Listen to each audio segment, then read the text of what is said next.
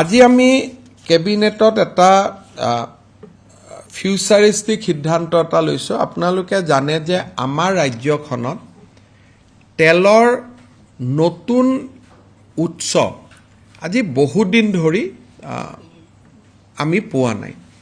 Oil India বা ONGCয়ে যিটো তেল খনন কৰি আছে, এই গোটেইকেইটা পুৰণা আৱিষ্কাৰ হোৱা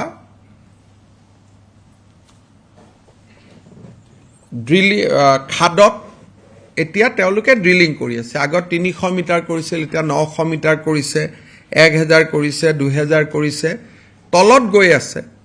কিন্তু বহুত দিন ধৰি অইল ইণ্ডিয়া ONGCয়ে অসমত নতুন তেল পোৱা নাই।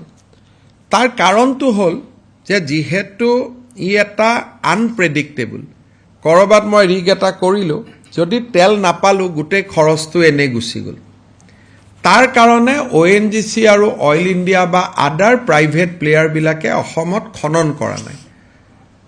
উত্তৰ অসমত তেল আছে বুলি কোৱা হয়, কিন্তু কোনেও আজিলৈকে ডেডিকেটেডলি খনন কৰা নাই। এইকাৰণে কৰা নাই যে আমি যদি খনন কৰোঁ, তেল নাপাওঁ, আমাৰ কি হ'ব? তেতিয়াতো আমাৰ টকা পইচাখিনি এনেই গ'ল।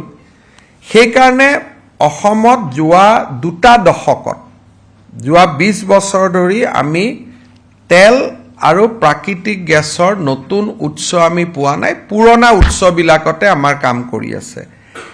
আজি আমি Assam hydrocarbon exploration, production and upstream ecosystem development policy 2026 আমি নটিফাই কৰিছোঁ, যাৰ জৰিয়তে আমি নতুন নতুন স্থানত তেল আৰু প্ৰাকৃতিক গেছৰ সন্ধানক আমি উৎসাহিত কৰিব খুজিছোঁ বিভিন্ন ইনচেণ্টিভেৰে।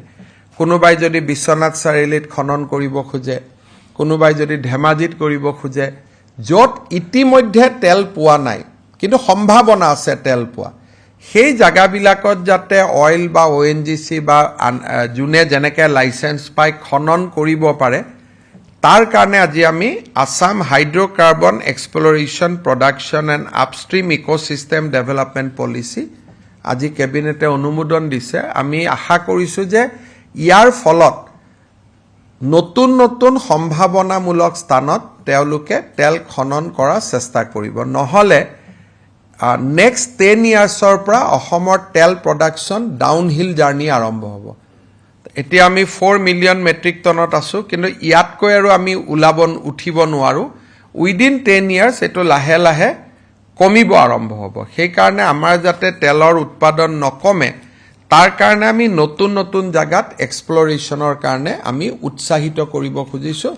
বিভিন্ন ইনচেণ্টিভ, GST আদিত ইনচেণ্টিভ ৰখা হৈছে, যাতে নতুন নতুন ৰিগ আনিব পাৰে, বিভিন্ন ইকুইপমেণ্ট আনিব পাৰে। তাৰ কাৰণে আমি এখন পলিচি আজি কেবিনেটত অনুমোদন কৰিছোঁ, যাতে আমাৰ অসমত আমি খননৰ বা তেল বা খনিজ পদাৰ্থৰ সন্ধান আমি কৰিব পাৰোঁ। আমাৰ ৰাজ্যত বহুত মানুহে বিশ্বাস কৰে যে অসমত বহুত প্ৰাকৃতিক সম্পদ আছে, কিন্তু যোৱা 20 বছৰ ধৰি আমি অসমত একো নতুন প্ৰাকৃতিক সম্পদ উদ্ধাৰ কৰিব পৰা নাই। উমৰাংচুত লাইমষ্টনক বাদ দি যোৱা 20 বছৰ ধৰি আমি অসমত নতুন কোনো খনিজ পদাৰ্থ আমি পোৱা নাই। তাৰ মূল কাৰণটোৱে হ'ল যে এক্সপ্লৰেশ্যনটো একেবাৰে নীল হৈ গৈছিলে। ইয়াক এতিয়া আমি উৎসাহিত কৰিব খুজিছোঁ। তাৰ কাৰণে কেবিনেটে আজি এখন ফিউচাৰিষ্ট পলিচিৰ অনুমোদন কৰিছে।